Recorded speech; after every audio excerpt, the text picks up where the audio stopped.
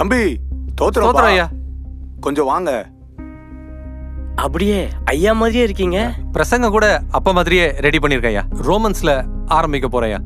Expository preaching தான் பண்ண போறேன். அங்கதான் பிரச்சனையே. என்ன பிரச்சனை? வந்து உட்காருங்க வாங்க. அட நல்லா உட்காருமா. தம்பி எல்லாத்தையும் விளக்கமா சொல்ல இப்ப எனக்கு நேரம் இல்ல. சுருக்கமா சொல்றது நீ இறுக்கமா பிடிச்சுக்க. தம்பி உங்க அப்பா ஒரு சிறந்த ஊழியக்காரர் தான்ப்பா, அதுல எந்த சந்தேகமும் இல்ல. ஆனா சபைய பாருப்பா, கூட்டமே இல்ல, காணிக்கே இல்ல. பாதி ஜனங்க பக்கத்துல இருக்க புது சர்ச்சுக்கு போயிட்டாங்க. வசனம் மட்டும் போதாதுப்பா, ஒரு வசீகரம் வேணும், ஒரு கவர்ச்சி வேணும், ஒரு என்டர்டைன்மெண்ட் வேணும். ஜனங்க சர்ச்சுக்கு வந்தா ஜாலியா இருக்கணும். ஜனங்க உன்னை ஒரு மோட்டிவேஷனல் ஸ்பீக்கரா பார்க்கணும். ஆனா எங்க அப்பா.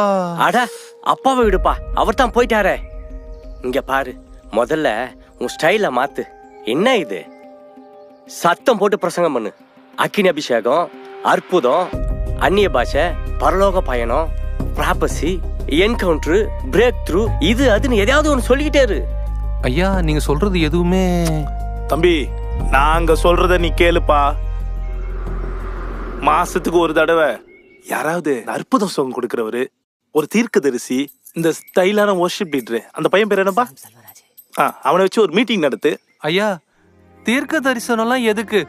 அதான் நம்மள வழி நடத்த ஆவியானவர் இருக்காரு, வேத வசனம் இருக்கு. இதுக்கு மேல என்ன தேவை? அட என்னப்பா எல்லாத்துக்கும் விளக்கம் கொடுத்துக்கிட்டு. பால்ராஜ், இந்த வசன விளக்கெல்லாம் ஓல்டு ஃபேஷன், அதை விட்டுரு.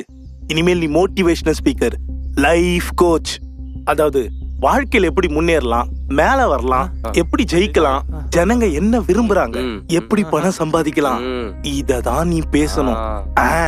ஐயா நீங்க சொல்றது எல்லாமே வசனத்துக்கு புறம்பா இருக்கு. நம்ம சுவிசேஷத்தை பிரசங்கம் பண்ணணும். மனம் திரும்புதல், பரிசுத்த ஜீவியம், சுயத்தை வெறுக்கிறது, அன்பா இருக்கிறது. நானும் கிளிப்பிள்ளைக்கு சொல்ற மாதிரி சொல்லிட்டு இருக்கிறேன். எதுக்கு எடுத்தாலும் வசனம் உபதேசம் பேசிட்டு இருக்க. உங்க அப்பா இப்படிதான் பேசிட்டு இருந்தாரு. உனக்கு என்னத்த வச்சுட்டு போனாரு?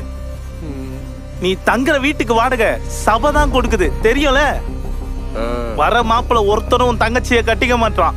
எனக்கு காசு இல்ல. பிச்சைக்கார குடும்பத்துல எவன் பொண்ணு எடுப்பான்? உங்க அம்மாவுக்கு வார வாரம் டயாலிசிஸ், யாரு காசு கொடுப்பா? வசனம் வேதனை சுத்திட்டு இருந்தா நடுத்தெருவுக்கு வந்துருவேன். சபைய பிரிக்க எங்களுக்கு 10 நாள் ஆகாது. நல்லா யோசிச்சு ஒரு முடிவை சொல்லு. யோசிச்சு நல்ல முடிவா சொல்லு. உனக்கு என்னத்த வச்சுட்டு போனாரு? நீ தங்குற வீட்டுக்கு வாடகை, பிச்சைக்கார குடும்பத்துல எவன் பொண்ணு எடுப்பான்? உங்க அம்மாவுக்கு வார வாரம் டயாலிசிஸ். இவன் அமைதியா இருக்கிறத பார்த்தா முடிவு எடுக்கிற மாதிரி தெரியல. சபையை பிரிச்சிடலாமா? ஐயா இப்போ நான் என்ன பண்ணோம்?